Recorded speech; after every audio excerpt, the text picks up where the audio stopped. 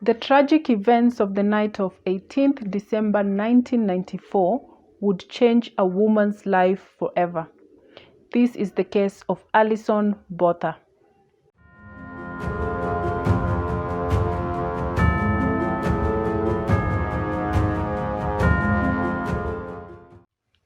Hi friends, welcome to the Ayira Faith channel. I am Ayira and I post true crime videos every True Crime Tuesday. So if that's your kind of vibe, please consider subscribing.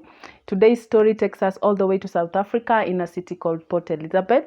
It is the 18th of December 1994 in the wee hours of the night. Alison Botha has just arrived back home, but she found that her normal parking space had been taken up by someone else.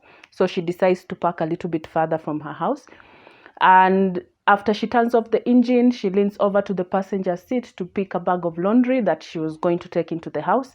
But suddenly the driver's door opens and a man puts a knife to her throat and tells her, "Move over or I'll kill you."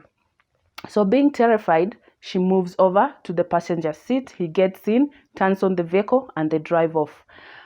He tells her his name is Clinton, and he tries to reassure her and tells her, "I'm not going to hurt you. I just need your car. I need to use it for a couple of hours." But then later on, they drive to another part of the city and he picks a second man, and then they drive to the outskirts of Port Elizabeth City into a forested area. When they get there, they force Alison out of the vehicle and they tell her, "We are now going to rape you. Are you going to fight us?"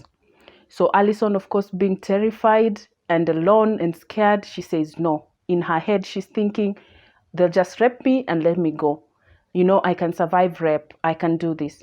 So the two men proceed to brutally rape her. And when they're done, the first man actually gets hold of her neck and tries to strangle her. But she doesn't die. She just passes out. And when they realize she's just unconscious and not dead, he pulls out a knife from his pocket and proceeds to stab her 35 times in her abdomen. And when the two men get up to leave, Alison's leg twitches. And when it does that, they presume she's still alive. And then the second man grabs the knife from the first man and proceeds to slit her throat 17 times. Left, right, 17 times. And finally, when they're done, they stand up, look at each other, and the first man asks the other one, "Do you think she'll survive that?" The second man answers, "No, no one survives that."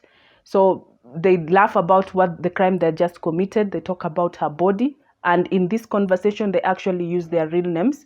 And when they're certain that she's dead, they drive off and leave Alison in the forest to bleed out to death. So the act of slitting her throat, as brutal as it is, was actually what saved Alison, because when the first man strangled her, he crushed her windpipe. And when the second man cut open her throat 17 times, he actually cut open her windpipe, so she was able to breathe. And as they were talking, she had regained consciousness and she could hear them and everything they said, including their names. So when they finally left, Alison, of course, she was conscious, but she felt like she was dying. And she decided to leave a clue for whoever is going to find her, a clue on who did this to her. So she knew their names and she wrote them on the soil that she was lying on. She wrote their names, and then under their names, she left a message for her mom. She wrote, "I love mom." But then she saw headlights in the distance, and then she remembered, "I am near the highway. So if I manage to crawl and get there, I can get help. Someone can help me." So she decides to get up, and when she went to get up, she felt something slimy in her abdomen. And when she felt around and touched, she realized that when he stabbed her 35 times, her intestines were pulled out of her body. He had actually disemboweled her. So her intestines were flowing outside of her body. And in order for her to get up, she had to get them back inside in some way. So carefully, she picked up her intestines and put them back together into her body as well as she could. She felt around and picked up her shirt that was torn during the rape. And since it was in pieces, she turned it inside out and she wrapped it around her waist and tied it as hard as she could. And then she held her belly and went to get up, but her head fell backwards this way. And then she realized when her throat was slit 17 times, her head was nearly decapitated, and she couldn't hold her head up to stand up or to walk. And additionally, she had lost her vision when her head flopped backwards. So she had to use her right hand and hold her head in position because her neck was severed really badly. And with her left hand, she had to hold her intestines and press them in so that they would not fall out. And then slowly she got up and walked towards the main road where she could see the lights. She fell several times, but she always got up. And when she got to the main road, she collapsed right in the middle of the road where no motorist could miss her. So the first car came by, stopped, but they thought she was dead, I'm assuming, because they didn't stop to help her. They just stopped for a while and then went round and kept going. The second car, however, stopped, and it had a bunch of students who were actually on vacation in Port Elizabeth, and one of them was a veterinary student by the name Tian. He actually rushed to her aid, called the ambulance, and actually pushed back her thyroid in place because it was hanging out, pushed it back in place, and kept her talking for as long as possible and kept her alert until the ambulance arrived. An hour later, the ambulance came, picked her, and she was taken to the Port Elizabeth Provincial Hospital. And there, the receiving doctor, the doctor who worked on Alison Botha, had this to say about Alison's injuries. And I quote, "She was filthy black as a coal miner. Her entire body was covered in a fine layer of black sand. Her eyes had hemorrhaged and were blood red. Her hair was matted with sand, twigs, leaves, and dried blood. Her knees were cut and scraped. Her feet were lacerated, and her fingernails were black." End quote. So let me stop here and introduce Alison Botha, this courageous woman. Who is Alison? Alison was born in Port Elizabeth, South Africa on 22nd September 1967. Her parents divorced when she was 10 years old, and she lived most of her childhood life with her mother and her younger brother. Alison was good at sports, good in school, and she was always a straight A student. In fact, she was a head girl in her high school. And when she finished school, she traveled around the world for a year, and then she settled back at Port Elizabeth and took on a job as an insurance broker, which she was passionate about and she loved. On this material day, December 18th, 1994, Alison was 27 years old. She had spent the entire day in the beach with her friends. And afterwards, at the end of the day, she had invited them back to her place for pizza and some games. And when the evening was over and most of her friends had left, there was one of her friends who did not have a ride home. So Alison offered to drop her home since it was late at night and the area wasn't really that safe. So when she dropped back her friend at her place and came back, she found someone had parked in a parking spot, so she decided to park further down, and that's when she was kidnapped by these men. She was taken to the location. She was raped, strangled, stabbed 35 times, and her throat slit 17 times. So back to the hospital. The surgery went very well. She was she actually recuperated very, very well because most of the stab wounds in her body had missed the most vital organs. For example, the cuts on her neck had missed the artery, the jugular vein, and it also missed her voice box. The stabs on her abdomen were actually aimed at her reproductive organs because this guy wanted to destroy her uterus. And for a long time, sure if she was able to conceive, she would be able to conceive, But all in all, she made a very good recovery and she was able to identify her attackers to the police just the next day. The police came in and showed her a booklet of all the mugshots they had, and her attackers were in this booklet because they were career criminals. And this is not the first time they had committed such a horrific crime. So the first man who kidnapped her, his name was Franz Detour. He was a 26 years old man, and the second guy was a 19-year-old guy called Thunes Kruger.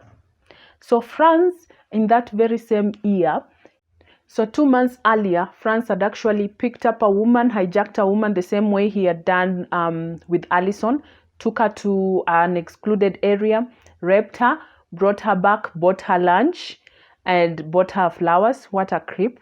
And then took her to another isolated area, raped her for the second time, and then threatened her, then let her go.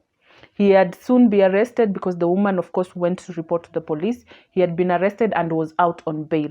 And during the time he was out in bail, he met up with his career criminal friend, that is Mr. Kruger, the 19-year-old, and they threatened a pregnant 21-year-old at gunpoint, forced her to go into a secluded area, raped her, and told her, if you tell anyone, we are going to kill you. So Alison was their third victim, and they decided to actually kill Alison because the first and second victim actually went to the police despite their threats. When Alison identified these two, they were arrested the same day on 19th December 1994. And Kruger was the first one to be interviewed, and he was surprised when he was told he was being arrested for attempted murder and rape and robbery, because they had even stolen her jewelry that she was wearing at the moment. And he thought Alison was dead, and he was like, who did I rape? Who did I murder? Because he was thinking they have nothing on me. And when they actually told him it was Alison, he was so shocked. But they ended up confessing to the rape, the attempted murder, and the robbery. And Mr. Franz Detour was sentenced to 3 lifetimes. He was sentenced to 3 lifetimes in prison, so 3 life sentences. And Mr. Kruger was sentenced to 1 life sentence plus 25 years. Franz Detour had strangled her, raped her first, then strangled her, then stabbed her 35 times. And Mr. Kruger had raped her and slit her throat 16 times and stolen jewelry from her. Their crimes were so brutal that the judge in their case asked that a note be placed in their file so that authorities knew that the judge wanted them to remain in prison for the rest of their lives. That's how heinous their crime was. Of course, it made national news and everyone was talking about it, and it shocked the whole country of South Africa. However, a new law was passed in 2012 that would grant parole to prisoners sentenced before 2004 and had served 13 years and 4 months. So, of course, Franz and Kruger were eligible for parole. But in 2015, when the victim, Alison, was contacted and informed that these 2 attackers were eligible for parole, she made a statement, and millions of people signed a petition to keep them in prison, and their parole was actually denied. Unfortunately, just this year, on 4th of July 2023, Franz Detour and Thunes Kruger actually received parole, and it was done in the most, the most unfair and the most unfeeling way possible, that is towards Alison, because she was not notified of their release. She did not even know the terms of their parole. She actually found out that Mr. Kruger was out through a news reporter who had called her to get her comment on their release. That's how she found out these people were out of prison on parole. And understandably, she's scared for her life. These are people who committed the most horrible crime against her. They raped her, they tried to kill her, and it was actually overkill. And she was not even notified, even the courtesy of notifying her and telling her these people have been granted parole, so watch out. And even giving her the terms of their parole, no one did that.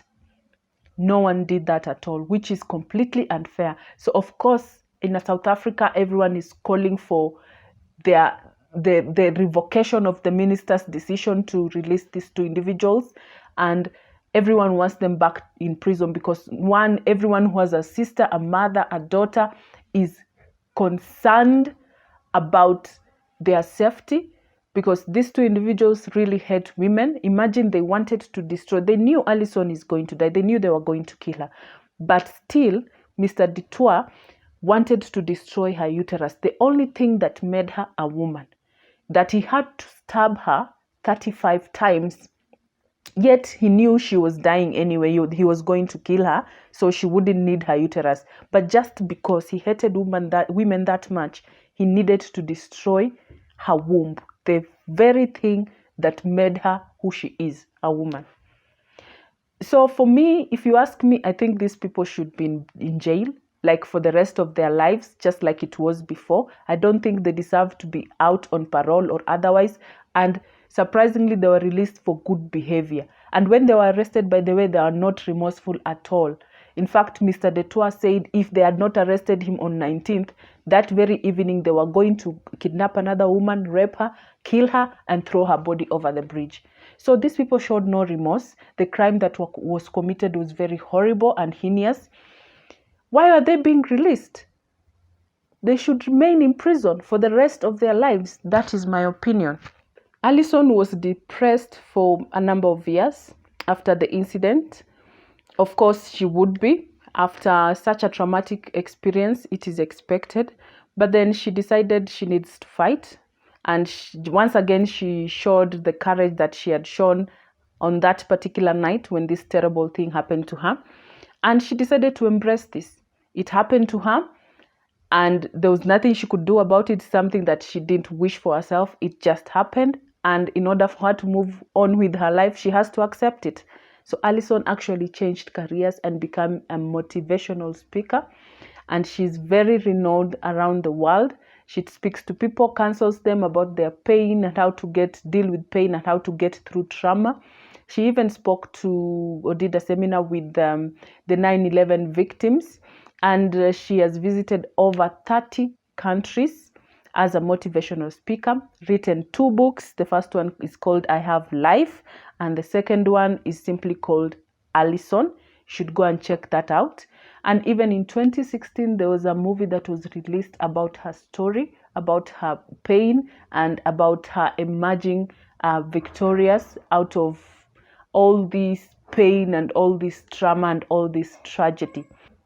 In 1995, just after the incident, Alison Botha was honored and received the Femina Magazine Woman of Courage Award.